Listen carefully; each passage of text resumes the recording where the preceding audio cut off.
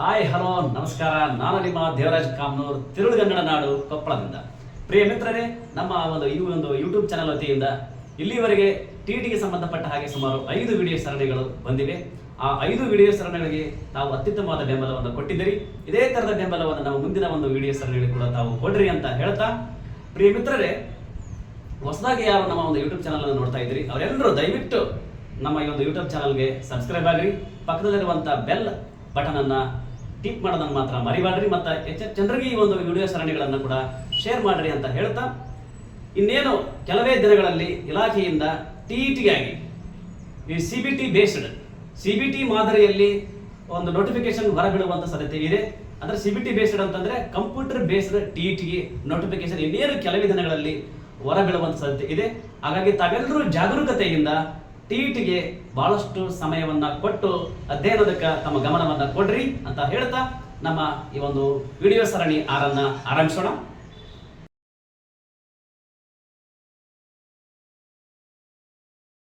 ಮಿತ್ರರೇ, 31ನೇ ಪ್ರಶ್ನೆ ಏನಿದೆ? ರಾಜ್ಯಶಾಸ್ತ್ರದ ಪಿತಾಮಹ ಯಾರು ಅಂತಿದೆ. ಇಲ್ಲಿ ಆಯ್ಕೆಗಳು ಏನಿದಾವೆ? Option A Socrates, B Plato, C Aristotle, D Adam Smith ಅಂತ. ಪ್ರಿಯ ಮಿತ್ರರೇ, ಜಗತ್ತಿನ ಶ್ರೇಷ್ಠ ತತ್ವಜ್ಞಾನಿಗಳು ಅಂತ ಯಾರಿದ್ದಾರೆ ಅಂತಂದ್ರೆ ಸಾಕ್ರೆಟಿಸ್, ಪ್ಲೇಟೋ, ಅರಿಸ್ಟಾಟಲ್. ಇವರನ್ನ ಗ್ರೀಕ್ನ ಮತ್ತು ಜಗತ್ತಿನ ಪ್ರಸಿದ್ಧ ತತ್ವಜ್ಞಾನಿಗಳು ಅಂತ ನಾವು ಕರಿತಾ ಇದ್ದೀವಿ. ಇವತ್ತು ಇವರು ಶ್ರೇಷ್ಠ ಗುರು ಶಿಷ್ಯರ ಪರಂಪರೆ ಇದು. ಸಾಕ್ರೆಟಿಸ್ನವರ ಶಿಷ್ಯ ಪ್ಲೇಟೋ ಅವರ ಶಿಷ್ಯ ಅರಿಸ್ಟಾಟಲ್ ಅವರ ಶಿಷ್ಯ ದಿ ಗ್ರೇಟ್ ಅಲೆಕ್ಸಾಂಡರ್. ನೋಡಿ ಮಿತ್ರರೇ, ಇವರು 3 ಜನ ಪ್ರಸಿದ್ಧ ತತ್ವಜ್ಞಾನಿಗಳು ಮತ್ತು ರಾಜ್ಯಶಾಸ್ತ್ರಕ್ಕೆ ಬಹಳಷ್ಟು ಕೊಡುಗೆಯನ್ನು ಕೊಟ್ಟಿರ್ತಕ್ಕಂಥವ್ರು. ಇಲ್ಲಿ ಸಾಕ್ರೆಟಿಸ್ ಅವ್ರದ್ದು ಒಂದು ಪ್ರಸಿದ್ಧವಾದಂಥ ಒಂದು ಹೇಳಿಕೆ ಇದೆ. ಏನಂತಂದ್ರೆ, ನಾಲೆಡ್ಜ್ ಈಸ್ ವರ್ಚ್ಯೂ ಅಂತೇಳಿ, ಜ್ಞಾನವೇ ಸದ್ಗುಣ, ಸದ್ಗುಣವೇ ಜ್ಞಾನ ಅನ್ನುವಂಥ ಒಂದು ಪ್ರಸಿದ್ಧವಾದಂಥ ಹೇಳಿಕೆಯನ್ನ ಇವರು ಕೊಟ್ಟಿದ್ದಾರೆ. ಮತ್ತು ಸಾಕ್ರೆಟಿಸ್ ಅವರು ನಾವು ಪಾಶ್ಚಾತ್ಯ ತತ್ವಶಾಸ್ತ್ರದ ತಂದೆ ಅಂತ ಕೂಡ ಕರಿತೀವಿ. ನಾವು ಈ ಪ್ರಶ್ನೋತ್ತರಗಳ ಮೂಲಕ ಸತ್ಯವನ್ನು ಹರಿಯುವಂತ ಒಂದು ಹೊಸ ವಿಧಾನವನ್ನು ಆವಿಷ್ಕಾರ ಮಾಡಿದ್ರು ಇವರು. ಆಮೇಲೆ ಸಾಕ್ರೆಟಿಸ್ನವ್ರಿಗೆ ಏನಂತಂದ್ರೆ, ಒಟ್ಟು ಯಾವಾಗಲೂ ತನಗೆ ಗೊತ್ತಿರುವಂಥ ವಿಚಾರಗಳನ್ನು ಯಾವಾಗಲೂ ಜನರ ಮಧ್ಯೆ ಹಂಚ್ಕೊಳ್ಬೇಕು, ಜನರಿಗೆ ಹೊಸ ವಿಚಾರಗಳನ್ನು ತಿಳಿಸಬೇಕು ಅನ್ನುವಂಥ ಬಹಳ ಜೀವನ ಉತ್ಸಾಹ ಇತ್ತು. ಅವರ ಜೀವನ ಉತ್ಸಾಹಕ್ಕೆ ಸಂಬಂಧಪಟ್ಟ ಒಂದು ಘಟನೆ ಬರ್ತದೆ. ನಾವೆಲ್ಲರೂ ಸ್ವಲ್ಪ ಮೆಲ್ಕು ಹಾಕೋಣ. ಏನು ಅಂತಂದ್ರೆ, ಸಾಕ್ರೆಟಿಸ್ ಅವರು ನಮಗೆಲ್ಲ ಗೊತ್ತದ. ಸಾಕ್ರೆಟಿಸ್ ಅವರ ಕೊನೆ ಗಳಿಗೆಯಲ್ಲಿ ಅವರನ್ನ ಯಮಲಾಕ್ ಅನ್ನುವಂಥ ವಿಷಯ ಹಾಕಿ ಅವರನ್ನ ಸಾಯಿಸುವಂತ ಒಂದು ಯೋಜನೆ ಇರ್ತದೆ. ಅಲ್ಲಿ ಜೈಲಲ್ಲಿ ಅವರು ಇರಬೇಕಾದಾಗ ಸಾಕ್ರೆಟಿಸ್ನವರು ಇನ್ನೇನು ಕೆಲವೇ ಸಮಯಗಳಲ್ಲಿ ಅವರಿಗೆ ಯಮಲಾಕ್ ಅನ್ನೋ ವಿಷಯ ಹಾಕಿ ಅವರನ್ನು ಸಾಯಿಸುವಂತ ಪ್ರಸಂಗ ಇದೆ. ಅದೇ ಟೈಮ್ನಲ್ಲಿ ಅವ್ರು ಏನ್ ಮಾಡ್ತಾರ, ಸಾಕ್ರೆಟಿಸ್ ಅವರಿಗೆ ಹೊರಗಡೆಯಿಂದ, ಜೈಲಿನ ಹೊರಗಡೆಯಿಂದ ಒಂದು ಸೌಂಡ್ ಕೇಳುತ್ತೆ. ಏನು ಸೌಂಡ್ ಅಂದ್ರೆ, ಒಬ್ಬ ಕೊಳಲು ನುಡಿಸುವಂತ ಒಂದು ಸೌಂಡ್. ಅದನ್ನು ಕೇಳಿದಂತ ಸಾಕ್ರೆಟಿಸ್ ಏನ್ ಮಾಡ್ತಾರೆ, ಅಲ್ಲೇ ಇರುವಂತ ಜೈಲರನ್ನ ಕರೆದು, ನೋಡಿ ಹೊರಗಡೆ ಕೊಳಲು ನುಡಿಸ್ತಾ ಇದ್ದಾರಲ್ಲ, ದಯವಿಟ್ಟು ಅವರನ್ನ ಕರಿತೀರಾ ಅಂತ. ಜೈಲರ್ ಅವರು ಇರಲಿ, ಇನ್ನೇನು ಕೆಲವೇ ಟೈಮ್ನಲ್ಲಿ ಸಾಯ್ತಾನೆ, ಇವನೊಂದು ಏನೋ ಒಂದು ಆಸೆ ಇದೆ, ನೆರವೇರಿಸ್ಬಿಡೋಣ ಅಂತೇಳಿ ಆ ವ್ಯಕ್ತಿಯನ್ನು ಕರೀತಾರೆ.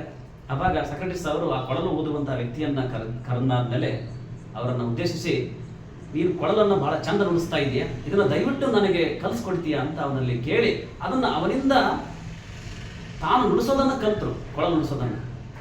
ಆಮೇಲೆ ಅವನಿಗೆ ಕೃತಜ್ಞತೆಯನ್ನು ಹೇಳಿ ಅಲ್ಲಿಂದ ಕಳಿಸ್ಕೊಟ್ರು. ಅದಾದ್ಮೇಲೆ ಜೈಲರು ಸಾಕ್ರೆಟಿಸ್ ಅವರನ್ನು ಪ್ರಶ್ನೆ ಮಾಡ್ತಾರೆ, ಅಲ್ರಿ, ಇನ್ನೇನು ಕೆಲವೇ ಟೈಮ್ಗಳಲ್ಲಿ ನಿಮಗೆ ವಿಷಯ ಕೊಟ್ಟು ಸಾಯಿಸ್ತಾರೆ, ನಿಮ್ಗೆ ಯಾಕೆ ಬೇಕಿತ್ತು ಕೊಳಲು ಕಲಿಯುವಂಥದ್ದು ಅಂತ ಪ್ರಶ್ನೆ ಮಾಡಿದಾಗ ಸಾಕ್ರೆಟಿಸ್ ಅವರು ಒಂದು ವಿಚಾರ ಹೇಳ್ತಾರ. ಏನು ಅದ್ಭುತವಾಗಿದೆ ಅಂತಂದ್ರ, ನೋಡಿ, ನಾನು ಸಾಯ್ತಾ ಇದ್ದೀನಿ ಕರೆ, ಆದ್ರೆ ಸಾಯುವ ಟೈಮಲ್ಲಾದ್ರೂ ನಾನು ಒಂದು ಹೊಸ ವಿಷಯನ್ನ ಕಲಿತ್ನಲ್ಲ ಅನ್ನುವಂಥ ಆತ್ಮತೃಪ್ತಿ ನನಗಿದೆ, ಅಷ್ಟೇ ಸಾಕು ನನಗೆ ಅನ್ನುವಂಥ ಭಾವನೆ ಅವರು ವ್ಯಕ್ತಪಡಿಸ್ತಾರೆ. ನೋಡಿ, ಸಾಯುವ ಟೈಮ್ನಲ್ಲಿ ಕೂಡ ಹೊಸದನ್ನ ಕಲಿಯುವಂತ ಒಂದು ಉತ್ಸಾಹ ಅವರಲ್ಲಿ ಕಮ್ಮಿ ಆಗಿಲ್ಲ. ಯಾವಾಗಲೂ ಅವರು ಸಾಕ್ರೆಟಿಸ್ನವರಿಗೆ ಇದೇ ವಿಚಾರ, ಏನಾದರೂ ಹೊಸದು ಕಲಿಬೇಕು. ನೋಡಿ, ಸಾಯುವಂತ ವ್ಯಕ್ತಿಗೆ ಈ ಒಂದು ಉತ್ಸಾಹ ಇತ್ತು. ಹಾಗಾಗಿ ನಾವು ಸಾಕ್ರೆಟಿಸ್ನವರಿಂದ ಏನು ಕಲಿಬೇಕಿಲ್ಲ ಅಂದ್ರೆ ಆ ತರದ ಉತ್ಸಾಹ ನಮ್ಮಲ್ಲಿ ಬರಬೇಕು. ಜೀವನ ಉತ್ಸಾಹ ಅನ್ನೋದು, ಉತ್ಸಾಹದಲ್ಲಿ ಕೊರತೆ ಆಗ್ಬಾರ್ದು, ನಮಗೆ ಉತ್ಸಾಹ ಕಡಿಮೆ ಆಗ್ಬಾರ್ದು. ನಮ್ಮಲ್ಲಿ ಉತ್ಸಾಹದ ಚಿಲುಮೆ ನಮ್ಮಲ್ಲಿ ಸದಾ ಇತ್ತು ಅಂದ್ರೆ ಎಂಥ ಸಾಧನೆಯನ್ನು ಬೇಕಾದ್ರೂ ನಾವು ಮಾಡಬಹುದು ಅನ್ನೋದಕ್ಕೆ ಸಾಕ್ರೆಟಿಸ್ನವರು ನಮಗೆ ಆದರ್ಶ ಆಗ್ತಾರೆ ಮಿತ್ರರೇ. ಹಾಗಾಗಿ ಸಾಕ್ರೆಟಿಸ್ ಅವರು ಕೂಡ ಒಂದು ಗ್ರೀಕ್ನಲ್ಲಿ ಈ ಒಂದು ತತ್ವಶಾಸ್ತ್ರಕ್ಕೆ, ತತ್ವಜ್ಞಾನಕ್ಕೆ ಬಹಳಷ್ಟು ಕೊಡುಗೆಯನ್ನು ಕೊಟ್ಟಿದ್ದಾರೆ. ಇನ್ನು 2ನೇ ಆಪ್ಷನ್ ಇದೆ ಪ್ಲೇಟೋ. ಇವರು ಸಾಕ್ರೆಟಿಸ್ನವರ ಶಿಷ್ಯರು. ಮತ್ತೆ ಈ ಪ್ಲೇಟೋ ಅವರನ್ನು ನಾವು ಆದರ್ಶ ರಾಜ್ಯ ಪರಿಕಲ್ಪನೆಯ ರೂವಾರಿಗಳು ಅಂತ ಕರಿತೀವಿ ಮಿತ್ರರೇ. ಪ್ಲೇಟೋ ಅವರನ್ನ ಆದರ್ಶ ರಾಜ್ಯ ಪರಿಕಲ್ಪನೆಯ ರೂವಾರಿಗಳು ಅಂತ ಕರೀತಾ ಇದ್ದೀವಿ. ಮತ್ತೆ ಇವರು ಒಂದು ಪ್ರಸಿದ್ಧವಾದಂತಹ ಒಂದು ಕೃತಿಯನ್ನು ಬರೀತಾರೆ. ಅದು ಯಾವುದು ಅಂದ್ರೆ ದಿ ರಿಪಬ್ಲಿಕ್ ಅಂತ. ಪ್ಲೇಟೋರವರು ರಚಿಸಿದಂತಹ ಒಂದು ಕೃತಿ ಯಾವುದು ಅಂದ್ರೆ ದಿ ರಿಪಬ್ಲಿಕ್. ಇದು ಅಲ್ಲದೆ ದಿ ಸ್ಟೇಟ್ಸ್ಮನ್, ದಿ ಲಾಸ್ ಅನ್ನುವಂಥ ಕೃತಿಗಳನ್ನು ಬರೀತಾರೆ. ಆದ್ರೆ ರಾಜಶಾಸ್ತ್ರಕ್ಕೆ ಅವರು ಕೊಟ್ಟಂತ ಒಂದು ಪ್ರಮುಖ ಕೃತಿ ಅಂತಂದ್ರೆ ದಿ ರಿಪಬ್ಲಿಕ್ ಅನ್ನುವಂಥ ಒಂದು ಕೃತಿ. ಈ ಕೃತಿಯಲ್ಲಿ ಅವರು ಈ ಒಂದು ಆದರ್ಶ ರಾಜ್ಯ ಪರಿಕಲ್ಪನೆಯನ್ನ ಪ್ರತಿಪಾದಿಸಿದ್ದಾರೆ. ಜೊತೆಗೆ ಅವರು ಈ ಒಂದು ತಮ್ಮ ಒಂದು ರಾಜಕೀಯ ವಿಚಾರಗಳನ್ನು ಜನರಿಗೆ ತಿಳಿಸೋದಕ್ಕೋಸ್ಕರ ಒಂದು ವಿಶ್ವವಿದ್ಯಾಲಯವನ್ನ ಅವರು ಅಥೆನ್ಸ್ ನಲ್ಲಿ ಸ್ಥಾಪನೆ ಮಾಡ್ತಾರೆ. ಅದು ಯಾವುದು ಅಂದ್ರೆ ದಿ ಅಕಾಡೆಮಿ ಅಂತ. ಪ್ಲೇಟೋರವರು ದಿ ಅಕಾಡೆಮಿ ಅನ್ನುವಂಥ ಒಂದು ವಿಶ್ವವಿದ್ಯಾಲಯವನ್ನು ಕೂಡ ಸ್ಥಾಪನೆ ಮಾಡ್ತಾರೆ ಮಿತ್ರರೇ. ಇನ್ನು ಆಪ್ಷನ್ ಸಿ, ಅರಿಸ್ಟಾಟಲ್.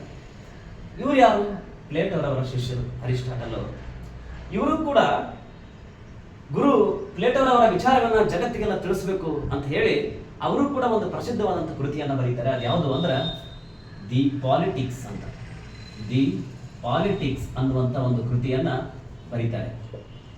ಆಮೇಲೆ ಇವರು ಕೂಡ ಯಾವ ರೀತಿಯಾಗಿ ಪ್ಲೇಟೋರವರು ದಿ ಅಕಾಡೆಮಿ ಅನ್ನುವಂಥ ವಿಶ್ವವಿದ್ಯಾಲಯವನ್ನು ಸ್ಥಾಪನೆ ಮಾಡಿದ್ರು, ಅದೇ ರೀತಿ ಅದಕ್ಕೆ ಪರ್ಯಾಯವಾಗಿ ಇವರು ಕೂಡ ಅರಿಸ್ಟಾಟಲ್ ಅವರು ಕೂಡ ಒಂದು ವಿಶ್ವವಿದ್ಯಾಲಯವನ್ನು ಕೂಡ ಸ್ಥಾಪನೆ ಮಾಡ್ತಾರೆ. ಅದು ಯಾವುದು ಅಂದ್ರೆ ದಿ ಲೈಸಿಯಂ ಅಂತ. ದಿ ಲೈಸಿಯಂ ಅನ್ನುವಂಥ ಒಂದು ವಿಶ್ವವಿದ್ಯಾಲಯವನ್ನ ಇವರು ಸ್ಥಾಪನೆ ಮಾಡ್ತಾರೆ. ಮತ್ತೆ ಇವರು ರಾಜಶಾಸ್ತ್ರಕ್ಕೆ ಒಂದು ವಿಜ್ಞಾನದ ಸ್ಥಾನಮಾನವನ್ನ ಕೊಟ್ಟಂತವ್ರ ಮಿತ್ರರೇ. ಹಾಗಾಗಿನೇ ಇವರನ್ನ ರಾಜಶಾಸ್ತ್ರದ ಪಿತಾಮಹ ಅಂತ ಕರೀತಾರೆ. ನೋಡಿ, ರಾಜಕೀಯ ವಿಷಯಕ್ಕೆ ಸಂಬಂಧಪಟ್ಟ ಹಾಗೆ ಬಹಳಷ್ಟು ಜನ ರಾಜಕೀಯ ಚಿಂತಕರು ಬರ್ತಾರೆ. ಆದ್ರೆ ಇವರನ್ನ ಯಾಕೆ ನಾವು ರಾಜಶಾಸ್ತ್ರದ ಪಿತಾಮಹ ಅಂತ ಕರೆದ್ರು ಅಂತಂದ್ರೆ ಇವರು ರಾಜಶಾಸ್ತ್ರಕ್ಕೆ ಏನ್ ಮಾಡಿದ್ರು, ಒಂದು ವಿಜ್ಞಾನದ ಸ್ಥಾನಮಾನವನ್ನು ಕೊಟ್ಟರು. ವಿಜ್ಞಾನ ತಳಹದಿ ಮೇಲೆ ರಾಜಶಾಸ್ತ್ರವನ್ನು ಅಧ್ಯಯನ ಮಾಡೋದಕ್ಕೆ ಇವರು ಒಂದು ವೇಗವನ್ನ ಕೊಟ್ಟರು. ಹಾಗಾಗಿ ಇವರನ್ನ ನಾವು ರಾಜಶಾಸ್ತ್ರದ ಪಿತಾಮಹ ಅಂತ ಕೂಡ ಕರಿತಾ ಇದ್ದೀವಿ. ಮತ್ತೆ ಇವರನ್ನ ಪ್ರಾಣಿಶಾಸ್ತ್ರದ ಪಿತಾಮಹ ಅಂತ ಕೂಡ ನಾವು ಇವರನ್ನ ಕರಿತಾ ಇದ್ದೀವಿ ಮಿತ್ರರೇ. ಇನ್ನು ನೆಕ್ಸ್ಟ್ ಕೊನೆಯ ಆಪ್ಷನ್ ಒಂದಿದೆ, ಆಡಮ್ ಸ್ಮಿತ್. ಆಡಮ್ ಸ್ಮಿತ್ ಯಾರು? ಇವರನ್ನ ನಾವು ಅರ್ಥಶಾಸ್ತ್ರದ ಪಿತಾಮಹ ಅಂತ ಹೇಳಿ ಕರಿತಾ ಇದ್ದೀವಿ. ಇವರು ಅರ್ಥಶಾಸ್ತ್ರಕ್ಕೆ ಒಂದು ಪ್ರಸಿದ್ಧವಾದಂತಹ ವ್ಯಾಖ್ಯೆಯನ್ನು ಕೊಡ್ತಾರೆ, ಸಂಪತ್ತಿನ ವ್ಯಾಖ್ಯೆ ಅಂತೇಳಿ. ಅವರ ಪ್ರಕಾರ ಏನಪ್ಪಾ ಅಂದ್ರೆ ಮಾನವನ ಸಂಪತ್ತನ್ನ ಕುರಿತು ಅಧ್ಯಯನ ಮಾಡುವಂತ ವಿಷಯವೇ ಅರ್ಥಶಾಸ್ತ್ರ ಅಂತ ಹೇಳಿ ಸಂಪತ್ತಿನ ವ್ಯಾಖ್ಯೆಯನ್ನು ಇವರು ಕೊಡ್ತಾರೆ. ಇವರು ಒಂದು ಪ್ರಸಿದ್ಧವಾದಂತಹ ಕೃತಿಯನ್ನು ಬರೀತಾರೆ. ಅದು ಯಾವುದು ಅಂದ್ರೆ 1776ರಲ್ಲಿ ಇವರು ಬರೆದಂತಹ ಒಂದು ಕೃತಿ ಯಾವುದು ಅಂದ್ರೆ the wealth of Nations. The wealth of Nations ಅಂದ್ರೆ ರಾಷ್ಟ್ರಗಳ ಸಂಪತ್ತು ಅನ್ನುವಂತ ಕೃತಿಯನ್ನ ಇವರು ಬರೀತಾರೆ. ಪ್ರೇಮಿತ್ರರಲ್ಲಿ ಪ್ರಶ್ನೆ ಏನಾಗಿತ್ತು ಅಂತಂದ್ರೆ ರಾಜ್ಯಶಾಸ್ತ್ರದ ಪಿತಾಮಹ ಯಾರು ಅಂತೇಳಿ. ಇದಕ್ಕೆ ಸರಿಯಾದ ಉತ್ತರ ನಿಮ್ಗೆ ಗೊತ್ತಾಗಿದೆ. Option C, Aristotle. ಇವರನ್ನ ನಾವು ರಾಜ್ಯಶಾಸ್ತ್ರದ ಪಿತಾಮಹ ಅಂತೇಳಿ ಕರೀತಾ ಇದ್ದೀವಿ. ಇನ್ನ ನೆಕ್ಸ್ಟ್ ಮುಂದಿನ ಪ್ರಶ್ನೆಯನ್ನು ನೋಡೋಣ.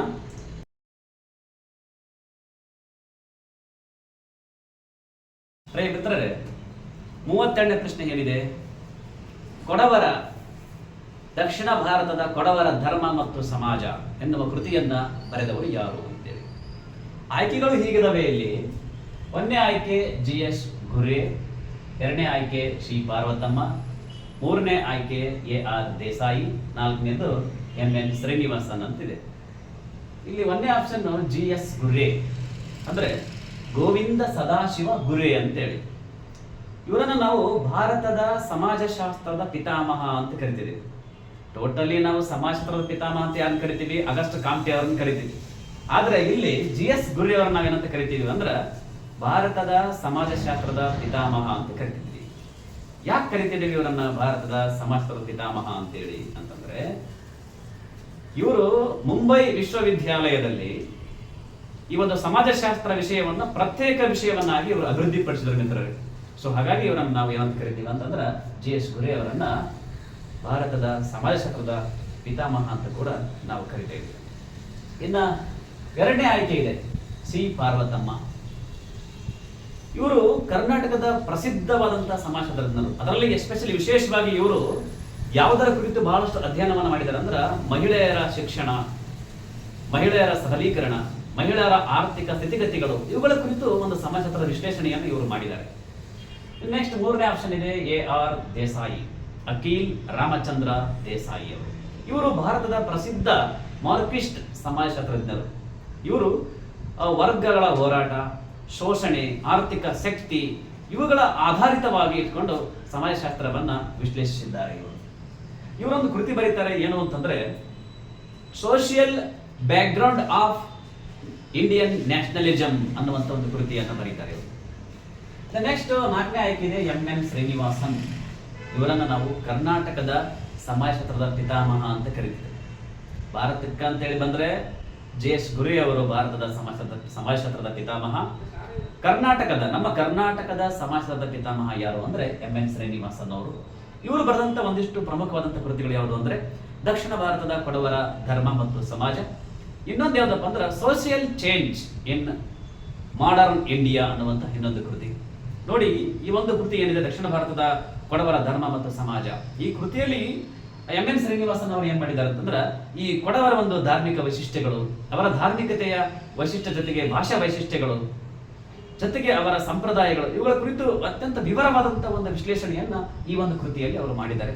ಸೊ ಇಲ್ಲಿ ಏನು ಪ್ರಶ್ನೆ ಇದೆ, ದಕ್ಷಿಣ ಭಾರತದ ಕೊಡವರ ಧರ್ಮ ಮತ್ತು ಸಮಾಜ ಅನ್ನೋ ಒಂದು ಕೃತಿಯನ್ನು ಬರೆದವರು ಯಾರು ಅಂದ್ರೆ ಇದಕ್ಕೆ ಸರಿಯಾದಂತಹ ಉತ್ತರ ನಮ್ಮ ಕರ್ನಾಟಕ ಸಮಾಜಶಾಸ್ತ್ರದ ಪಿತಾಮಹರಾಗಿರ್ತಕ್ಕಂಥ ಯಾರು MN ಶ್ರೀನಿವಾಸ್ ಅವರನ್ನ ನಾವು ಈ ಒಂದು ಪ್ರಶ್ನೆಗೆ ಉತ್ತರ ಆಗಿರುತ್ತದೆ ಮಿತ್ರರೇ. ನೆಕ್ಸ್ಟ್ ಮುಂದಿನ ಪ್ರಶ್ನೆಯನ್ನ ನೋಡೋಣ.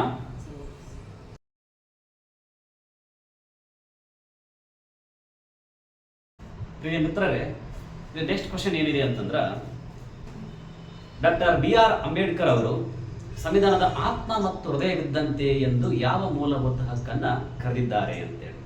ಈ ಪ್ರಶ್ನೆಗೆ ಆಯ್ಕೆಗಳೇನಿದಾವೆ? 1ನೇ ಆಯ್ಕೆ ಸಂವಿಧಾನ ಪರಿಹಾರದ ಹಕ್ಕು, 2ನೇದು ಸ್ವಾತಂತ್ರ್ಯದ ಹಕ್ಕು, 3ನೇದು ಶೋಷಣೆ ವಿರುದ್ಧದ ಹಕ್ಕು, 4ನೇದು ಸಾಂಸ್ಕೃತಿಕ ಶೈಕ್ಷಣಿಕ ಹಕ್ಕು ಅಂತ ಹೇಳಿದೆ. ನೋಡಿ, ಮೂಲಭೂತ ಹಕ್ಕು ಅಂದ ತಕ್ಷಣಕ್ಕ ನಮ್ಮ ಸಂವಿಧಾನದಲ್ಲಿ ಎಷ್ಟನೇ ಭಾಗದಲ್ಲಿ ಈ ಒಂದು ಮೂಲಭೂತ ಹಕ್ಕುಗಳನ್ನು ಸೇರ್ಪಡೆ ಮಾಡಿದ್ದಾರೆ? 3ನೇ ಭಾಗದಲ್ಲಿ. ನಮ್ಮ ಸಂವಿಧಾನದ 3ನೇ ಭಾಗದಲ್ಲಿ 12ನೇ ವಿಧಿಯಿಂದ 35ನೇ ವಿಧಿಯವರೆಗೆ ಇರುವಂತಹ ವಿಧಿಗಳು ಮೂಲಭೂತ ಹಕ್ಕುಗಳಿಗೆ ಸಂಬಂಧಪಟ್ಟಂತಿದೆ. ಇಲ್ಲಿ ನಾವು ಮೂಲ ಸಂವಿಧಾನದಲ್ಲಿ 7 ಮೂಲಭೂತ ಹಕ್ಕುಗಳು ಇದ್ವು. ಬಟ್ ಆಮೇಲೆ 1977ರಲ್ಲಿ 44ನೇ ತಿದ್ದುಪಡಿಯ ಮೂಲಕ ಆಸ್ತಿಯ ಹಕ್ಕು ಅನ್ನುವಂಥ ಮೂಲಭೂತ ಹಕ್ಕನ್ನ ತೆಗೆದುಹಾಕಿ ಅದನ್ನ ಕಾನೂನಿನ ಹಕ್ಕನ್ನಾಗಿ ಮಾಡಲಾಯಿತು. ಸೊ ಹಾಗಾಗಿ ಪ್ರಸ್ತುತ ಎಷ್ಟು ಮೂಲಭೂತ ಹಕ್ಕುಗಳು ನಮ್ಮ ಸಂವಿಧಾನದಲ್ಲಿ ಇವೆ ಅಂತಂದ್ರೆ 6 ಮೂಲಭೂತ ಹಕ್ಕುಗಳು ಇವೆ ಮಿತ್ರರೇ. ಅವು ಯಾವ್ಯಾವು? ಸಮಾನತೆ ಹಕ್ಕು, ಸ್ವಾತಂತ್ರ್ಯದ ಹಕ್ಕು, ಶೋಷಣೆ ವಿರುದ್ಧದ ಹಕ್ಕು, ಧಾರ್ಮಿಕ ಸ್ವಾತಂತ್ರ್ಯದ ಹಕ್ಕು, ಶೈಕ್ಷಣಿಕ ಮತ್ತು ಸಾಂಸ್ಕೃತಿಕ ಹಕ್ಕು, ಕೊನೆಯದಾಗಿ ಸಂವಿಧಾನ ಪರಿಹಾರದ ಹಕ್ಕು ಅಂತೇಳಿ. ಈ 6 ಮೂಲಭೂತ ಹಕ್ಕುಗಳಲ್ಲಿ ಡಾಕ್ಟರ್ BR ಅಂಬೇಡ್ಕರ್ ಅವರು ಯಾವ ಮೂಲಭೂತ ಹಕ್ಕನ್ನು ಸಂವಿಧಾನದ ಆತ್ಮ ಮತ್ತು ಹೃದಯವಿದ್ದಂತೆ ಅಂತ ಕರೆದರು ಅನ್ನೋದು ಇಲ್ಲಿ ಮುಖ್ಯ. ನೋಡಿ, ಇಲ್ಲಿ ಸಮಾನತೆ ಹಕ್ಕು ಏನ್ ಹೇಳ್ತದ? 14ರಿಂದ 18ನೇ ವಿಧಿ ಸಮಾನತೆ ಹಕ್ಕಿಗೆ ಸಂಬಂಧಪಟ್ಟಂಗಿವೆ. ಅದು ಸಮಾನ ಅವಕಾಶಗಳಿಗೆ ಸಂಬಂಧಪಟ್ಟಂತೆ ಇರುವಂತಹ ಒಂದು ವಿಧಿ. 2 ಸ್ವಾತಂತ್ರ್ಯದ ಹಕ್ಕು ಇದರಲ್ಲಿ 19ರಿಂದ 22ನೇ ವಿಧಿಯವರೆಗೆ ಸಂಬಂಧಪಟ್ಟಿರ್ತಕ್ಕಂಥದ್ದು. ನೆಕ್ಸ್ಟ್ 23ರಿಂದ 24ನೇ ವಿಧಿ ಇದು ಶೋಷಣೆ ವಿರುದ್ಧದ ಹಕ್ಕಿಗೆ ಸಂಬಂಧಪಟ್ಟಂತಿದೆ.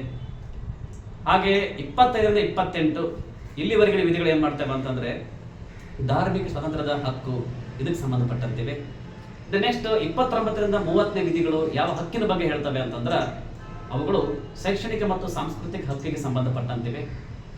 ನೆಕ್ಸ್ಟ್ 31ನೇ ವಿಧಿ ಇದು ಆಸ್ತಿ ಹಕ್ಕಿಗೆ ಸಂಬಂಧಪಟ್ಟಂತಿತ್ತು, ಅದು ಈಗ ರದ್ದಾಗಿದೆ. ಇನ್ನು ಕೊನೆಯದಾಗಿ 32ನೇ ವಿಧಿ ಇದು ಸಂವಿಧಾನ ಪರಿಹಾರದ ಹಕ್ಕಿಗೆ ಸಂಬಂಧಪಟ್ಟಂತಿದೆ. ಇಲ್ಲಿ ಏನು 32ನೇ ವಿಧಿ ಏನಿದೆಯೋ 32ನೇ ವಿಧಿ ಏನಿದು ಸಂವಿಧಾನದ ಪರಿಹಾರದ ಹಕ್ಕಿನ ಬಗ್ಗೆ ಹೇಳ್ತದೋ ಇದನ್ನ ಡಾಕ್ಟರ್ BR ಅಂಬೇಡ್ಕರ್ ಅವರು ಏನಂತ ಕರೆದರು ಅಂದ್ರೆ ಸಂವಿಧಾನದ ಆತ್ಮ ಮತ್ತು ಹೃದಯ ಅಂತ ಕರೆದರು. ಯಾಕ ಈ 6 ಮೂಲಭೂತ ಹಕ್ಕುಗಳಲ್ಲಿ ಇದನ್ನ ಯಾಕೆ ಅವರು ಸಂವಿಧಾನದ ಆತ್ಮ ಮತ್ತು ಹೃದಯ ಅಂತ ಕರೆದರು ಅಂತಂದ್ರೆ ಈ 6 ಮೂಲಭೂತ ಹಕ್ಕುಗಳಿಗೆ ಸಂಬಂಧಪಟ್ಟ ಏನಾದರೂ ಅನ್ಯಾಯವಾದಲ್ಲಿ, ಚ್ಯುತಿ ಉಂಟಾದಲ್ಲಿ ಅದಕ್ಕೆ ಪರಿಹಾರವನ್ನ ಒದಗಿಸುವಂತ ಅವಕಾಶವನ್ನ ಯಾವ ಹಕ್ಕಿನಲ್ಲಿ ಕಲ್ಪಿಸಿಕೊಡಲಾಗಿದೆ ಅಂತಂದ್ರ ಈ 32ನೇ ವಿಧಿ ಹೇಳಲಾಗುವಂತ ಈ ಸಂವಿಧಾನ ಪರಿಹಾರದ ಹಕ್ಕಿನಲ್ಲಿ ಅದಕ್ಕೆ ಪರಿಹಾರದ ಅವಕಾಶವನ್ನ ಇಲ್ಲಿ ಕಲ್ಪಿಸಲಾಗಿದೆ. ನೋಡಿ, ಹಾಗಾಗಿ ಡಾಕ್ಟರ್ BR ಅಂಬೇಡ್ಕರ್ ಅವರು ಸಂವಿಧಾನದ ಪರಿಹಾರದ ಹಕ್ಕನ್ನ ಸಂವಿಧಾನದ ಆತ್ಮ ಮತ್ತು ಹೃದಯ ಅಂತ ಕರೆದರು. ಅಂದ್ರೆ ಇಲ್ಲಿ ಮೂಲಭೂತ ಹಕ್ಕುಗಳಿಗೆ ಸಂಬಂಧಪಟ್ಟ ಏನಾದರೂ ಚ್ಯುತಿ ಉಂಟಾದಲ್ಲಿ ಅಲ್ಲಿ 4 ಮೇನ್ ರಿಟ್ಗಳು ಬರ್ತವೆ. ಆ ರಿಟ್ಗಳನ್ನ ಹೊರಡಿಸೋದ್ರ ಮೂಲಕ ಅಲ್ಲಿ ಏನ್ ಮಾಡ್ಬೋದು ಅಂತಂದ್ರ ಆ ಮೂಲಭೂತ ಹಕ್ಕುಗಳಿಗೆ ಪರಿಹಾರವನ್ನು ನಾವು ಪಡ್ಕೋಬಹುದು. ಹಾಗಾದ್ರೆ ಆ ಮೂಲಭೂತ ಹಕ್ಕುಗಳ ರಕ್ಷಣೆಗಾಗಿ ಇರುವಂತ ಆ ರಿಟ್ಗಳು ಯಾವುವು ಅಂತಂದ್ರೆ ಆ ಪ್ರಮುಖವಾಗಿ ರಿಟ್ಗಳು ಯಾವ್ಯಾವು ಅಂತಂದ್ರೆ 1ನೇದಾಗಿ ಹೇಬಿಯಸ್ ಕಾರ್ಪಸ್, ಹೇಬಿಯಸ್ ಕಾರ್ಪಸ್. ಎರಡನೇದಾಗಿ ಮ್ಯಾಂಡಮಸ್,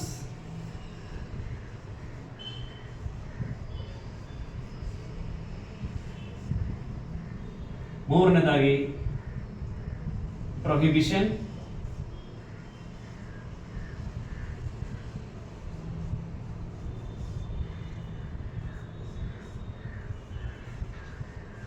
ನಾಲ್ಕನೇದಾಗಿ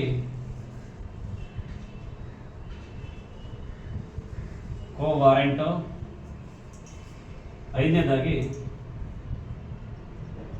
ಸರ್ಶಿಯೋರರಿ. ಪ್ರಮುಖವಾಗಿ 5 ಬರ್ತವೆ ಮಿತ್ರರಲ್ಲಿ. ಸರ್ಶಿಯೋರರಿ, ಇವು 5 ರಿಟ್ಗಳು ಬಹಳ ಪ್ರಮುಖವಾದಂಥವು. ಹಾಗಾದ್ರೆ 5 ರಿಟ್ಗಳು ಏನು ಹೇಳ್ತವೆ? ಈಗ ಮನೆದಿದೆ ಹೇಬಿಯಸ್ ಕಾರ್ಪಸ್. ಏನ್ ಹೇಳ್ತದೆ ಇದು ಅಂತಂದ್ರೆ, ಬಂಧನಕ್ಕೆ ಒಳಪಟ್ಟಂತ ಒಬ್ಬ ವ್ಯಕ್ತಿಯನ್ನ 24 ಗಂಟೆಯ ಒಳಗೆ ನ್ಯಾಯಾಲಯದ ಮುಂದೆ ಹಾಜರುಪಡಿಸಬೇಕು ಅಂತ ಯಾವ ರಿಟ್ ಹೇಳ್ತದೆ ಅಂದ್ರೆ ಹೇಬಿಯಸ್ ಕಾರ್ಪಸ್ ಅನ್ನುವಂತ ಒಂದು ರಿಟ್ ಹೇಳ್ತದೆ. ಎರಡನೇದಿದೆ ಮ್ಯಾಂಡಮಸ್, ಪರಮಾದೇಶ ಅಂತ. ಇದು ಏನಾರ ಬೇಕಂತಂದ್ರೆ ಅಂತಂದ್ರೆ, ಸರ್ಕಾರಿ ನೌಕರರು ತಮ್ಮ ಕೆಲಸವನ್ನ ಮಾಡಲು ಏನಾದರೂ ಅವರು ವಿರೋಧ ವ್ಯಕ್ತಪಡಿಸಿದ್ರೆ ಅವರಿಗೆ ತಮ್ಮ ಅಧಿಕಾರವನ್ನ ಚಲಾಯಿಸಲಿಕ್ಕೆ ಅಥವಾ ಅಧಿಕಾರವನ್ನ ಮಾಡುವಂತೆ ಆದೇಶವನ್ನು ಹೊರಡಿಸುವಂಥದ್ದು. ಆದರೆ ಇದನ್ನ ರಾಷ್ಟ್ರಪತಿಗಳ ಮತ್ತು ಖಾಸಗಿ ವ್ಯಕ್ತಿಗಳ ವಿರುದ್ಧ ಹೊರಡಿಸುವಂತಿಲ್ಲ ಈ ಒಂದು ರಿಟನ್ನು. ಇನ್ನು ಮೂರನೇದಿದೆ ಪ್ರೊಹಿಬಿಷನ್, ತಡಿಬಂಧಕಾಜ್ಞೆ ಅಂತ ಕರಿತೀವಿ ನಾವು. ಇದು ಏನಿರ್ತದೆ ಈ ರಿಟ್ ಅಂತಂದ್ರೆ, ಈ ಕೆಳಗಿನ ನ್ಯಾಯಾಲಯ ತನ್ನ ವ್ಯಾಪ್ತಿಯನ್ನೇ ಮೀರಿ ಏನಾದರೂ ತೀರ್ಪನ್ನು ಕೊಟ್ಟಿದ್ರೆ ಅದನ್ನ ತಡೆಯುವಂತೆ ಹೊರಡಿಸುವಂತ ಒಂದು ರಿಟ್ ಇದು. ಅಧೀನ ನ್ಯಾಯಾಲಯ ತನ್ನ ವ್ಯಾಪ್ತಿಯನ್ನ ಮೀರಿ ತೀರ್ಪನ್ನು ನೀಡದಂತೆ ಒಂದು ತಡೆಯಾಜ್ಞೆಯನ್ನು ಹೊರಡಿಸುವಂತ ಒಂದು ರಿಟ್ ಯಾವುದು ಅಂದ್ರೆ ಪ್ರೊಹಿಬಿಷನ್. ನೆಕ್ಸ್ಟ್ ಕೋ ವಾರೆಂಟೋ. ಇದು ಏನ್ ಹೇಳ್ತದ ಅಂತಂದ್ರೆ, ಯಾರಾದರೂ ಒಬ್ಬರು ಕಾನೂನು ಬಾಹಿರವಾಗಿ ಅರ್ಹತೆ ಇಲ್ಲದೇನೆ ಏನಾದರೂ ಸರ್ಕಾರಿ ಹುದ್ದೆಗಳನ್ನು ಪಡ್ಕೊಂಡಿದ್ರೆ ಅಂತವರ ವಿರುದ್ಧ ಹೊರಡಿಸುವಂತ ಒಂದು ರಿಟ್ ಯಾವುದು ಅಂದ್ರೆ ಕೋ ವಾರೆಂಟೋ. ಲಾಸ್ಟ್ ಒನ್ ಇದೆ ಸರ್ಶಿಯೋರರಿ. ಇದು ಏನ್ ಹೇಳ್ತದೆ ಅಂತಂದ್ರೆ, ಅಧೀನ ನ್ಯಾಯಾಲಯದಲ್ಲಿ ಇರುವಂತಹ ವ್ಯಾಜ್ಯಗಳನ್ನ, ಮೊಕದ್ದಮೆಗಳನ್ನ ಮೇಲಿನ ನ್ಯಾಯಾಲಯ ತನ್ನ ಅಧೀನಕ್ಕೆ ಅದನ್ನು ತರಿಸಿಕೊಳ್ಳುವುದು. ಅದನ್ನ ಯಾವ ರಿಟ್ ಅಂತ ಕರಿತೀವಿ ಅಂದ್ರೆ ಸರ್ಶಿಯೋರರಿ ಅಂತ. ನೋಡ್ರಿ ನೆನಪಿಟ್ಕೊಳ್ಳೋದು, ಸರಸೋದು. ಎಲ್ಲ ಸರಿಸಿದ್ರೆ ಕೆಳಗಿನ ನ್ಯಾಯಾಲಯದಿಂದ ಮೇಲೆ ಸರಿಸೋದು ಸರ್ಶಿಯೋರರಿ. ನೋಡಿ, 5 ರಿಟ್ಗಳು ಕೂಡ ಏನ್ ಮಾಡ್ತವೆ, ಇಲ್ಲಿ ಮೂಲಭೂತ ಹಕ್ಕುಗಳಿಗೆ ಪರಿಹಾರವನ್ನ ಒದಗಿಸುವಂತ ಕೆಲಸವನ್ನ ಮಾಡ್ತವೆ. ಇಲ್ಲಿ ಪ್ರಶ್ನೆ ಏನಿತ್ತು, ಸಂವಿಧಾನದ ಆತ್ಮ ಮತ್ತು ಹೃದಯ ಅಂತೇಳಿ ಯಾವ ಮೂಲಭೂತ ಹಕ್ಕನ್ನ ಡಾಕ್ಟರ್ ಬಿ ಆರ್ ಅಂಬೇಡ್ಕರ್ ಅವರು ಕರೆದ್ರು ಅಂತ ಇತ್ತು. ಇದಕ್ಕೆ ಸರಿಯಾದಂತ ಉತ್ತರ 32ನೇ ವಿಧಿ ಅಡಿಯಲ್ಲಿ ಬರುವಂತಹ ಸಂವಿಧಾನದ ಪರಿಹಾರದ ಹಕ್ಕನ್ನ ಸಂವಿಧಾನದ ಆತ್ಮ ಮತ್ತು ಹೃದಯ ಅಂತೇಳಿ ಡಾಕ್ಟರ್ ಬಿ ಆರ್ ಅಂಬೇಡ್ಕರ್ ಅವರು ಕರೆದ್ರು ಮಿತ್ರರೇ. ಅರ್ಥ ಆಯ್ತಲ್ರಿ? ನೆಕ್ಸ್ಟ್ ಮುಂದಿನ ಪ್ರಶ್ನೆ ನೋಡೋಣ. ಹಾಗಾದ್ರೆ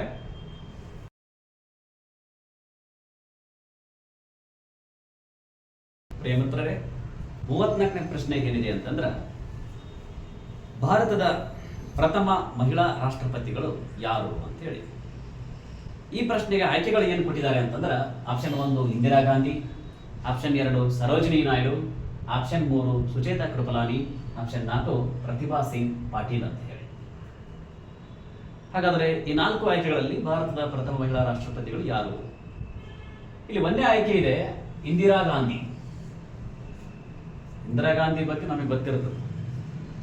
ಭಾರತದ ಮೊಟ್ಟ ಮೊದಲ ಮಹಿಳಾ ಪ್ರಧಾನಮಂತ್ರಿಗಳು ಇವರು.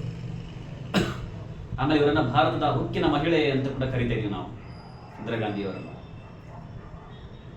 ಈ ಇಂದಿರಾ ಗಾಂಧಿ ಅವರು ಭಾರತದಲ್ಲಿ ಬಹಳ ದೀರ್ಘಕಾಲ ಪ್ರಧಾನಮಂತ್ರಿಯಾಗಿ ಸೇವೆ ಸಲ್ಲಿಸಿದಂತಹ ಮಹಿಳಾ ಪ್ರಧಾನಮಂತ್ರಿಗಳು.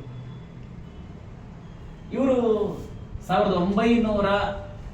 1966ರಿಂದ 1977ರವರೆಗೆ ಸುಮಾರು 11 ವರ್ಷಗಳ ಕಾಲ ಮೊದಲ ಅವಧಿಯಲ್ಲಿ ಇವರು ಭಾರತದ ಪ್ರಧಾನಮಂತ್ರಿಯಾಗಿದ್ದರು. ಅದಾದ ನಂತರ 1980ರಿಂದ 84ರ ಅವಧಿಯಲ್ಲಿ 4 ವರ್ಷಗಳ ಒಂದು ಅಧಿಕಾರವನ್ನ ಇವರು ಪ್ರಧಾನಮಂತ್ರಿಯಾಗಿ ಸೇವೆಯನ್ನು ಸಲ್ಲಿಸಿದ್ದಾರೆ. ಅಂದ್ರೆ ಒಟ್ಟು ಸುಮಾರು 15 ವರ್ಷಗಳ ಕಾಲ ಇವರು ಭಾರತದ ಪ್ರಧಾನಮಂತ್ರಿಯಾಗಿ ಅಧಿಕಾರವನ್ನ ನಡೆಸಿದ್ದಾರೆ. ಆ ಸಂದರ್ಭದಲ್ಲಿ ಇಂದಿರಾ ಗಾಂಧಿ ಅವರು ಮಾಡಿದ ಕೆಲವು ಸಾಧನೆಗಳನ್ನು ಕೂಡ ನಾವು ಗಮನಿಸಬೇಕಾಗ್ತದೆ. ಇಂದಿರಾ ಗಾಂಧಿ ಅವರು ಏನೇ ಪ್ರಮುಖವಾದ ಸಾಧನೆಗಳನ್ನು ಮಾಡಿದ್ರು ಅಂತಂದ್ರೆ, ಇವರು ತಾವು ಅಧಿಕಾರಕ್ಕೆ ಬಂದ ಸಂದರ್ಭದೊಳಗೆ 1969ರಲ್ಲಿ ಬ್ಯಾಂಕ್ಗಳ ರಾಷ್ಟ್ರೀಕರಣವನ್ನ ಮಾಡಿದರು. ಅಂದ್ರೆ ಹಳ್ಳಿಗಳಿಗೂ ಕೂಡ ಬ್ಯಾಂಕಿಂಗ್ ಸೌಲಭ್ಯವನ್ನ ದೊರೆಯುವಂತೆ ಮಾಡಬೇಕು, ಜೊತೆಗೆ ಸಣ್ಣ ಸಣ್ಣ ಬಡ ರೈತರು ಇರ್ಬೋದು, ಸಣ್ಣ ಸಣ್ಣ ವ್ಯಾಪಾರಸ್ಥರು ಇರ್ಬೋದು, ಅವರಿಗೆ ಕೂಡ ಒಂದು ಬ್ಯಾಂಕಿಂಗ್ ಸೌಲಭ್ಯವನ್ನು ವಿಸ್ತರಿಸಬೇಕು, ಅವರಿಗೆ ಸಾಲ ಸೌಲಭ್ಯಗಳು ಸಿಗಬೇಕು ಅನ್ನೋ ನಿಟ್ಟಿನಲ್ಲಿ ಅನೇಕ ವಾಣಿಜ್ಯ ಬ್ಯಾಂಕ್ಗಳನ್ನು ರಾಷ್ಟ್ರೀಕರಣ ಮಾಡಿದ್ರು. ಆ ನಿಟ್ಟಿನಲ್ಲಿ 2 ಬಾರಿ ಇವರು ಬ್ಯಾಂಕ್ಗಳ ರಾಷ್ಟ್ರೀಕರಣವನ್ನು ಮಾಡ್ತಾರೆ. ಮೊದಲನೇ ಸಾರಿ ಏನ್ ಮಾಡಿದ್ರು ಅಂತಂದ್ರ 1969 ಜುಲೈ 19ರಂದು ಇವರು ಅವಾಗ ಏನ್ ಮಾಡಿದ್ರು, ಸುಮಾರು 14 ಬ್ಯಾಂಕ್ಗಳನ್ನ ಅವ್ರು ಏನ್ ಮಾಡಿದ್ರು, ರಾಷ್ಟ್ರೀಕರಣ ಮಾಡಿದ್ರು. ಅವತ್ತು 14 ವಾಣಿಜ್ಯ ಬ್ಯಾಂಕ್ಗಳನ್ನ ಅವರು ಅವತ್ತು ರಾಷ್ಟ್ರೀಕರಣವನ್ನ ಮಾಡಿದರು. ಅದಾದ ಮೇಲೆ 1980ರಲ್ಲಿ 6 ವಾಣಿಜ್ಯ ಬ್ಯಾಂಕ್ಗಳನ್ನ ರಾಷ್ಟ್ರೀಕರಣವನ್ನ ಮಾಡಿದರು. 2 ಬಾರಿ ಬ್ಯಾಂಕ್ಗಳ ರಾಷ್ಟ್ರೀಕರಣ ಮಾಡುವಂತ ಪ್ರಧಾನಮಂತ್ರಿಗಳು ಇವರು ಇಂದಿರಾ ಗಾಂಧಿ ಅವರು.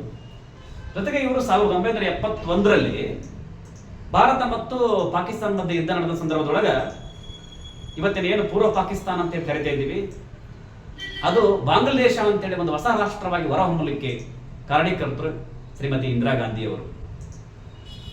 ಅದನಂತರ ಇವರು ಭಾರತದಲ್ಲಿ ಬಡತನ ನಿವಾರಣೆ ಮಾಡಬೇಕು ಅನ್ನೋ ನಿಟ್ಟಿನಲ್ಲಿ ಅನೇಕ ಹೊಸ ಹೊಸ ಯೋಜನೆಗಳನ್ನು ಇವರು ತರ್ತಾರೆ. ಅದರಲ್ಲಿ ಮುಖ್ಯವಾಗಿ 20 ಅಂಶಗಳ ಕಾರ್ಯಕ್ರಮ ಅನ್ನೋದು ಬಹಳ ವಿಶೇಷ. ಮತ್ತೆ ಭಾರತದಲ್ಲಿ ಹಸಿರು ಕ್ರಾಂತಿಯ ಮೂಲಕ ಅಭಿವೃದ್ಧಿ ಪರವಾದಂತಹ ಕೆಲಸಗಳನ್ನು ಕೂಡ ಇವರು ಮಾಡಿದರು. ಆಮೇಲೆ 1974ರಲ್ಲಿ ಇವರು ಸ್ಮೈಲಿಂಗ್ ಬುದ್ಧ ಅನ್ನುವಂತ ಹೆಸರಿನಲ್ಲಿ ಪ್ರೋಗ್ರಾಮ್ ಅಣು ಪರೀಕ್ಷೆಯನ್ನ ಮಾಡಿದರು. ನೋಡಿ, ಆ ಮೂಲಕ ಭಾರತ ಅಣುಶಕ್ತಿಯ ರಾಷ್ಟ್ರವನ್ನಾಗಿ ಗುರುತಿಸಿದ್ರು ಅವರು. ಸ್ಮೈಲಿಂಗ್ ಬುದ್ಧ ಅನ್ನೋ ಹೆಸರಿನಲ್ಲಿ ಪ್ರೋಗ್ರಾಮ್ ನಲ್ಲಿ ಒಂದು ಅಣು ಪರೀಕ್ಷೆಯನ್ನ ಮಾಡಿದರು. ಆಮೇಲೆ ಇವ್ರದ್ದು ಇನ್ನೊಂದು ಪ್ರಮುಖವಾದಂತಹ ಒಂದು ಇವರ ಅವಧಿಯಲ್ಲಿ ನಡೆತಕ್ಕಂಥ ಒಂದು ಘಟನೆ ಏನು ಅಂತಂದ್ರೆ ಆಪರೇಷನ್ ಬ್ಲೂ ಸ್ಟಾರ್ ಅನ್ನುವಂಥ ಒಂದು ಸೇನಾ ಕಾರ್ಯಾಚರಣೆ. ಯಾವುದು ಅಂದ್ರೆ ಆಪರೇಷನ್ ಬ್ಲೂ ಸ್ಟಾರ್ ಅನ್ನುವಂಥ ಸೇನಾ ಕಾರ್ಯಾಚರಣೆ. ಏನಿದು ಆಪರೇಷನ್ ಬ್ಲೂ ಸ್ಟಾರ್ ಅನ್ನುವಂಥ ಸೇನಾ ಕಾರ್ಯಾಚರಣೆ ಅಂತಂದ್ರ 1980ರ ದಶಕದಲ್ಲಿ ಈ ಪಂಜಾಬ್ನಲ್ಲಿ ಏನಾಗ್ತದೆ, ಒಂದು ಖಾಲಿಸ್ತಾನ್ ಅನ್ನುವಂಥ ಒಂದು ಪ್ರತ್ಯೇಕ ರಾಷ್ಟ್ರಕ್ಕಾಗಿ ಬೇಡಿಕೆ ಇಟ್ಕೊಂಡು ಅಲ್ಲಿ ಒಂದು ಹಿಂಸಾತ್ಮಕವಾದಂತಹ ಒಂದು ಹೋರಾಟ ನಡೀತಿದೆ. ಭಿಂಡ್ರನ್ ವಾಲೆ ಅನ್ನುವಂಥ ಇದರ ನೇತೃತ್ವವನ್ನು ವಹಿಸಿಕೊಂಡಂತವನು ಖಾಲಿಸ್ತಾನ್ ಪ್ರತ್ಯೇಕ ರಾಷ್ಟ್ರ ಬೇಕು ಅಂತ ಹೇಳಿ ಯಾರ ನೇತೃತ್ವದೊಳಗೆ ನಡೀತು ಅಂದ್ರೆ ಭಿಂಡ್ರನ್ ವಾಲೆ ಅಂತಕ್ಕಂಥವ್ರ ನೇತೃತ್ವದೊಳಗೆ. ಈ ಜರ್ನೈಲ್ ಸಿಂಗ್ ಭಿಂಡ್ರನ್ ವಾಲೆ ಏನ್ ಮಾಡ್ತಾ ಅಂತಂದ್ರ ನಮಗೆ ಖಾಲಿಸ್ತಾನ ಬೇಕು ಅಂತೇಳಿ ಹಿಂಸಾತ್ಮಕವಾಗಿ ಹೋರಾಟವನ್ನು ಶುರು ಮಾಡ್ತಾನೆ. ಇದಕ್ಕಾಗಿ ಅನೇಕ ಶಿಖರನ್ನ ಬಳಸ್ಕೊಳ್ತಾನೆ. ಪಂಜಾಬ್ನಲ್ಲಿರುವಂತಹ ಒಂದು ಗೋಲ್ಡನ್ ಟೆಂಪಲ್ ಅಂತ ಏನ್ ಕರಿತೀವಿ ನಾವು, ಸ್ವರ್ಣ ಮಂದಿರ, ಆ ಸ್ವರ್ಣ ಮಂದಿರದ ಒಳಗಡೆ ಏನ್ ಮಾಡ್ತಾನ, ಉಗ್ರವಾದಂತ ಚಳವಳಿಗಳನ್ನ, ಉಗ್ರವಾದಂತ ಹೋರಾಟಗಳನ್ನ ಮಾಡ್ಲಿಕ್ಕಾಗಿ ಆ ಒಂದು ಸ್ವರ್ಣ ಮಂದಿರದ ಒಳಗಡೆ ಅನೇಕ ಸಿಡಿಮದ್ದುಗಳನ್ನ, ಗುಂಡುಗಳನ್ನ, ಶಸ್ತ್ರಾಸ್ತ್ರಗಳನ್ನ ಅದರಲ್ಲಿ ಸಂಗ್ರಹ ಮಾಡುವಂತ ಕೆಲಸಕ್ಕೆ ಮುಂದಾಗ್ತಾರೆ. ಇದು ಬಹಳ ಅತಿರೇಕವಾದ ಸಂದರ್ಭದೊಳಗ ಹಿಂಸಾ ರೂಪಕ ಪಡ್ಕೊಂಡ ಸಂದರ್ಭದೊಳಗೆ ಹೇಗಾದ್ರೂ ಮತ್ತೆ ತಡಿಬೇಕು ಅಂತ ಇಂದಿರಾ ಗಾಂಧಿ ಅವರು ಏನ್ ಮಾಡಿದ್ರು, ಅವತ್ತು ಈ ಒಂದು ಆಪರೇಷನ್ ಬ್ಲೂ ಸ್ಟಾರ್ ಅನ್ನುವಂಥ ಸೇನಾ ಕಾರ್ಯಾಚರಣೆಯನ್ನು ಅವರು ಮಾಡಿದರು. ಈ ಕಾರ್ಯಾಚರಣೆ ಮೂಲಕ ನಮ್ಮ ಭಾರತೀಯ ಸೇನೆಯನ್ನ ಸ್ವರ್ಣ ಮಂದಿರಕ್ಕೆ ನುಗ್ಗಿ ಅನೇಕ ಉಗ್ರಗಾಮಿಗಳನ್ನು ಸಡೆಬಡಿದ್ರು. ಆದ್ರೆ ಮುಂದೆ ಇದೇ ಕಾರ್ಯಾಚರಣೆ ಏನಾಗ್ತದೆ ಅಂದ್ರೆ ಶ್ರೀಮತಿ ಇಂದಿರಾ ಗಾಂಧಿ ಅವರ ಮೇಲೆ ಕೋಪ ಉಂಟಾಗ್ಲಿಕ್ಕೆ ಕಾರಣ ಆಗ್ತದೆ. ಹಾಗಾಗಿನೇ ಸಿಖ್ಖರ ಕೋಪದಿಂದಾಗಿ ಮುಂದೊಂದು ದಿನ ಇಂದಿರಾ ಗಾಂಧಿ ಅವರು ತಮ್ಮದೇ ಬಾಡಿಗಾರ್ಡ್ಸ್ ಗಳಿಂದ ಹತ್ಯೆಗೆ ಒಳಗಾಗುವಂತೆ ಆಗ್ತದೆ. ಇದೇ ಘಟನೆಯಿಂದಾಗಿ. ನೆಕ್ಸ್ಟ್ 2ನೇ ಆಪ್ಷನ್ ಇದೆ ಇಲ್ಲಿ, ಸುಚೇತಾ ಕೃಪಲಾನಿ. ಇವರು ಯಾರು ಅಂದ್ರೆ ಜೆ.ವಿ. ಕೃಪಲಾನಿ ಅನ್ನತಕ್ಕಂಥ ವ್ಯಕ್ತಿಯವರ ಪತ್ನಿ. ಜೆ.ವಿ. ಕೃಪಲಾನಿ ನಮಗೆ ಪರಿಚಯ ಇರ್ತಾರೆ. ಯಾರು ಇವರು? ಎಸ್, INC ಕಾಂಗ್ರೆಸ್ ಅಧಿವೇಶನದ ಅಧ್ಯಕ್ಷರು. ನಾವು ಭಾರತಕ್ಕೆ ಸ್ವತಂತ್ರ ಬಂದಂತ ಸಂದರ್ಭದಲ್ಲಿ ಇಂಡಿಯನ್ ನ್ಯಾಷನಲ್ ಕಾಂಗ್ರೆಸ್ನ ಅಧ್ಯಕ್ಷರು ಯಾರಾಗಿದ್ರು ಅಂದ್ರೆ ಜೆ.ವಿ. ಕೃಪಲಾನಿ ಅವರಾಗಿದ್ರು. ಅವರ ಪತ್ನಿ ಯಾರು ಅಂದ್ರೆ ಸುಚೇತಾ ಕೃಪಲಾನಿ ಅವರು. ಇವರು ಏನಾಗಿದ್ರು ಅಂದ್ರೆ ಭಾರತದ ಮೊಟ್ಟ ಮೊದಲ ಮಹಿಳಾ ಮುಖ್ಯಮಂತ್ರಿಗಳು ಇವರು. ಭಾರತದ ಮೊಟ್ಟ ಮೊದಲ ಮಹಿಳಾ ಮುಖ್ಯಮಂತ್ರಿ ಯಾರು ಅಂದ್ರೆ ಸುಚೇತಾ ಕೃಪಲಾನಿ. ಇವರು ಉತ್ತರ ಪ್ರದೇಶದಲ್ಲಿ ಮುಖ್ಯಮಂತ್ರಿಯಾಗಿ ಇವರು ಏನ್ ಮಾಡಿದಾರೆ ಅಂದ್ರೆ ಕೆಲಸವನ್ನ ಮಾಡಿದ್ದಾರೆ. ನೆಕ್ಸ್ಟ್ ಆ ಪ್ರಶ್ನೆ, ಎರಡನೇ ಪ್ರಶ್ನೆ ಇದೆ, ಇನ್ನೊಂದು ಎರಡನೇ ಒಂದು ಪ್ರಶ್ನೆ ಅಲ್ಲ, ಸಾರಿ, ಎರಡನೇ ಆಪ್ಷನ್ ಏನಿದೆ ಅಂತ ಇಲ್ಲಿ ಸರೋಜಿನಿ ನಾಯ್ಡು ಅಂತಿದೆ. ಸರೋಜಿನಿ ನಾಯ್ಡು ಯಾರು ಅಂತಂದ್ರೆ ಇವರನ್ನ ಭಾರತದ ಕೋಗಿಲೆ ಅಂತ ಕರಿತೀವಿ ನಾವು, ಇಂಡಿಯನ್ ನೈಟಿಂಗೇಲ್ ಅಂತ ಕರಿತೀವಿ. ಕರೆದವರು ಯಾರು? ಮಹಾತ್ಮ ಗಾಂಧೀಜಿಯವರು. ಮತ್ತೆ ಈ ಸರೋಜಿನಿ ನಾಯ್ಡು ಅವರು ಉತ್ತರ ಪ್ರದೇಶದ ಪ್ರಥಮ ಮಹಿಳಾ ರಾಜ್ಯಪಾಲರಿಗೆ ಇವರು ಏನ್ ಮಾಡಿದ್ದಾರೆ, ಸೇವೆಯನ್ನು ಸಲ್ಲಿಸಿದ್ದಾರೆ. ಜೊತೆಗೆ ನೋಡಿ, ಇವರು ಉತ್ತರ ಪ್ರದೇಶದ ಪ್ರಥಮ ರಾಜ್ಯಪಾಲರು ಹೌದು, ಪ್ರಥಮ ಮಹಿಳಾ ರಾಜ್ಯಪಾಲರು ಹೌದು. ಆ ನಿಟ್ಟಿನಲ್ಲಿ ಭಾರತದ ಮೊಟ್ಟ ಮೊದಲ ಮಹಿಳಾ ರಾಜ್ಯಪಾಲರು ಇವರು ಸರೋಜಿನಿ ನಾಯ್ಡು ಅವರು. ಇವರನ್ನು ನಾವು ಭಾರತದ ಕೋಗಿಲೆ ಅಂತ ಕೂಡ ಕರಿತಾ ಇದ್ವಿ.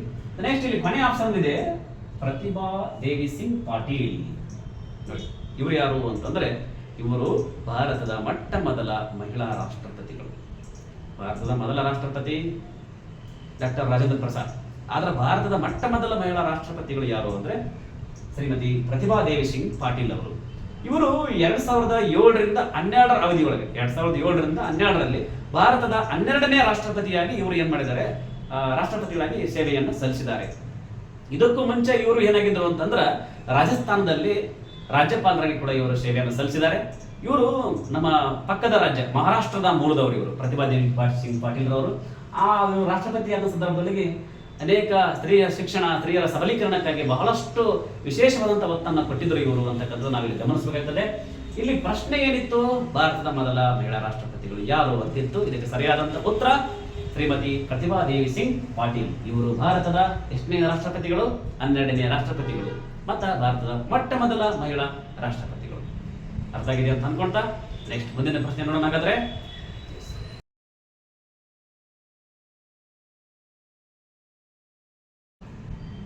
ಇಲ್ಲಿ ಪ್ರಶ್ನೆ ಏನಿದೆ ಅಂದ್ರೆ 35ನೇ ಪ್ರಶ್ನೆ, ಪಂಚಶೀಲ ತತ್ವಗಳಿಗೆ ಸಹಿ ಹಾಕಿದವರು ಅಂತ ಇದೆ. ಆಯ್ಕೆಗಳು ಏನಿದಾವೆ? ಆಯ್ಕೆ 1 ಜವಾಹರ್ಲಾಲ್ ನೆಹರು ಮತ್ತು ಸನಿಯಾ ಸೇನ್. ಆಯ್ಕೆ 2 ನೆಹರು ಮತ್ತು ಚೌವೆನ್ಲಾಯ್. ಆಯ್ಕೆ 3 ಲಾಲ್ ಬಹದ್ದೂರ್ ಶಾಸ್ತ್ರಿ ಮತ್ತು ಚೌವೆನ್ಲಾಯ್. ಆಪ್ಷನ್ 4 ಇಂದಿರಾ ಗಾಂಧಿ ಮತ್ತು ಮಾವತ್ ಸೆ ತುಂಗ್. ಈ ಪಂಚಶೀಲ ತತ್ವಗಳು ಅಂದ ತಕ್ಷಣಕ್ಕೆ ನಮಗೆ ನೆನಪಿ ಬರುವಂತ ಒಬ್ಬ ವ್ಯಕ್ತಿ ಅಂದ್ರೆ ಜವಾಹರ್ಲಾಲ್ ನೆಹರು ಅವರು. ಭಾರತದ ಮೊಟ್ಟ ಮೊದಲ ಪ್ರಧಾನಮಂತ್ರಿಗಳು. ಚಾಚಾ ಅಂತಾನೆ ಬಹಳ ಫೇಮಸ್ ಆಗಿರುವಂಥವರು, ಮಕ್ಕಳ ಅಚ್ಚುಮೆಚ್ಚಿನ ಮುದ್ದಿನ ಪ್ರಧಾನಮಂತ್ರಿಗಳು. ಈ ಜವಾಹರ್ಲಾಲ್ ನೆಹರು ಅವರು ಅವತ್ತು ಭಾರತ ಮತ್ತು ಚೀನಾದ ಈ ಗಡಿ ಸಮಸ್ಯೆಗಳು ಬಹಳಷ್ಟು ಅತಿರೇಕವಾದ ಸಂದರ್ಭದೊಳಗೆ ಈ ಗಡಿಯ ಸಮಸ್ಯೆಗಳನ್ನ ಆದಷ್ಟು ಕಡಿಮೆ ಮಾಡಿಕೊಳ್ಬೇಕು ಮತ್ತು ಎರಡು ರಾಷ್ಟ್ರಗಳ ಒಂದು ಸಂಬಂಧವನ್ನ, ಬಾಂಧವ್ಯವನ್ನು ಉತ್ತಮಪಡಿಸಬೇಕು ಅನ್ನೋ ನಿಟ್ಟಿನಲ್ಲಿ ಭಾರತದ ಪ್ರಧಾನಮಂತ್ರಿಗಳಾದಂಥ ಜವಾಹರ್ಲಾಲ್ ನೆಹರು ಅವರು ಮತ್ತು ಅಂದಿನ ಚೀನಾದ ಪ್ರಧಾನಮಂತ್ರಿಗಳಾಗಿರ್ತಕ್ಕಂಥ ಯಾರು, ಚೌವೆನ್ಲಾಯ್, ಇವರು ಏನ್ ಮಾಡಿದ್ರು, ಒಂದು ಒಪ್ಪಂದಕ್ಕೆ ಸಹಿ ಹಾಕಿದ್ರು. ಅದೇ ಒಪ್ಪಂದ ಯಾವುದು ಅಂದ್ರೆ ಪಂಚಶೀಲ ತತ್ವಗಳು. ಈ ಪಂಚಶೀಲ ತತ್ವಗಳನ್ನ ಒಪ್ಪಂದಕ್ಕೆ ನೆಹರು ಮತ್ತೆ ಚೀನಾದ ಅಂದಿನ ಪ್ರಧಾನಮಂತ್ರಿಗಳಾಗಿರ್ತಕ್ಕಂಥ ಚೌವೆನ್ಲಾಯ್ ಅವರು 1954 ಏಪ್ರಿಲ್ 29ನೇ ತಾರೀಕಿನಂದು ಏನ್ ಮಾಡಿದ್ರು, ಸಹಿಯನ್ನು ಹಾಕಿದ್ರು. ಪಂಚಶೀಲ ತತ್ವಗಳಂದ್ರೆ ನಾವು 5 ತತ್ವಗಳು ಯಾವ್ಯಾವು? ಒಂದೇದೇನು ಅಂತಂದ್ರೆ ಪರಸ್ಪರ ಗೌರವ ಕೊಡುವುದು, ಪರಸ್ಪರ ಆಂತರಿಕ ವಿಚಾರಗಳಲ್ಲಿ ಹಸ್ತಕ್ಷೇಪ ಮಾಡದಿರುವುದು, ಪರಸ್ಪರ ಆಕ್ರಮಣ ಮಾಡದೇ ಇರುವುದು, ಪರಸ್ಪರ ಸಹಕಾರ ಮತ್ತು ಸಮಾನತೆ, ಕೊನೆಯದಾಗಿ 5ನೇದು ಶಾಂತಿಯುತ ಸಹಬಾಳ್ವೆ. ಈ 5 ತತ್ವಗಳನ್ನು ನಾವು ಪಂಚಶೀಲ ತತ್ವಗಳು ಅಂತೇಳಿ ಕರಿತಾ ಇದ್ದೀವಿ ಮಿತ್ರರೇ. ಅರ್ಥ ಆಗಿದೆಯಲ್ರಿ? ಪಂಚಶೀಲ ತತ್ವಗಳಿಗೆ ಸಹಿ ಹಾಕಿದವರು ಯಾರು ಅಂದ್ರೆ ಭಾರತದ ಪ್ರಧಾನಮಂತ್ರಿಗಳು ಜವಾಹರ್ಲಾಲ್ ನೆಹರು ಅವರು, ಹಾಗೆ ಚೀನಾದ ಅಂದಿನ ಪ್ರಧಾನಮಂತ್ರಿ ಆಗಿರ್ತಕ್ಕಂಥ ಚೌವೆನ್ಲಾಯ್ ಅವರು. ಒಪ್ಪಂದ ಆಗಿದ್ದು 1954 ಏಪ್ರಿಲ್ 29ನೇ ತಾರೀಕು. ಓಕೆ ಮಿತ್ರರೇ, ಇದಾಗಿತ್ತು ಟಿ ವಿಶೇಷ ವಿಡಿಯೋ ಸರಣಿ ಭಾಗ 6ರ ಪ್ರಮುಖ ಪ್ರಶ್ನೆಗಳು ಮತ್ತು ಅವುಗಳ ವಿಶ್ಲೇಷಣೆ. ಈ ಒಂದು ವಿಡಿಯೋ ಸರಣಿ ತಮಗೆ ಇಷ್ಟವಾಗಿದೆ ಅಂತ ನಾನು ಭಾವಿಸ್ತಾ ಇದ್ದೇನೆ. ಮತ್ತು ಇದರ ಸದುಪಯೋಗನ ತಾವೆಲ್ಲರೂ ಕೂಡ ಯುಟಿಲೈಸ್ ಮಾಡ್ಕೊಳ್ರಿ ಮತ್ತು ಇದನ್ನ ನಿಮ್ಮ ಎಲ್ಲ ಮಿತ್ರರಿಗೂ ಕೂಡ ಇದಕ್ಕೆ ಹೆಚ್ಚು ಶೇರ್ ಮಾಡ್ರಿ. ಮತ್ತು ಹೊಸಬರು ಯಾರ್ಯಾರು ನಮ್ಮ ಚಾನಲ್ ಅನ್ನು ನೋಡ್ತಾ ಇದ್ದಾರೆ ದಯವಿಟ್ಟು ನಮ್ಮ ಚಾನಲ್ಗೆ ಸಬ್ಸ್ಕ್ರೈಬ್ ಅನ್ನ ಮಾಡ್ರಿ, ಪಕ್ಕದಲ್ಲಿರುವಂಥ ಬೆಲ್ ಬಟನ್ ಅನ್ನ ಒತ್ತಿರಿ. ಮತ್ತೆ ಇನ್ನು ಮುಂದೆ ಬರುವಂತ ವಿಶೇಷವಾದಂಥ ವಿಡಿಯೋ ಸರಣಿಗಳು ತಾವೆಲ್ಲರೂ ಮತ್ತಷ್ಟು ಬೆಂಬಲವನ್ನ ಕೊಡ್ರಿ ಅಂತ ನಾನು ಭಾವಿಸ್ತಾ ಇದ್ದೇನೆ. ಮತ್ತು ಮುಂದೆ ಬರುವಂತ ಏನು ನೋಟಿಫಿಕೇಶನ್ ಬರ್ತದೆ ಟಿ ಹೊಸ ನೋಟಿಫಿಕೇಶನ್ ಏನು ಕೆಲವು ಕ್ಷಣಗಳು ಹೊರ ಬೀಳ್ತಾ ಇದೆ, ಅದಕ್ಕೆ ತಾವೆಲ್ಲರೂ ಕೂಡ ಸಜ್ಜಾಗ್ರಿ ಅಂತಕ್ಕಂತ ಹೇಳ್ತಾ ಮತ್ತೆ ಮುಂದಿನ ಹೊಸ ವಿಡಿಯೋ ಸರಣಿಯೊಂದಿಗೆ ನಾನು ನಿಮ್ಮನ್ನ ಭೇಟಿ ಆಗ್ತೇನೆ. ಅಲ್ಲಿವರೆಗೂ ಗೊತ್ತಿದೆ ಅಲ್ಲ, ನಮಸ್ಕಾರ.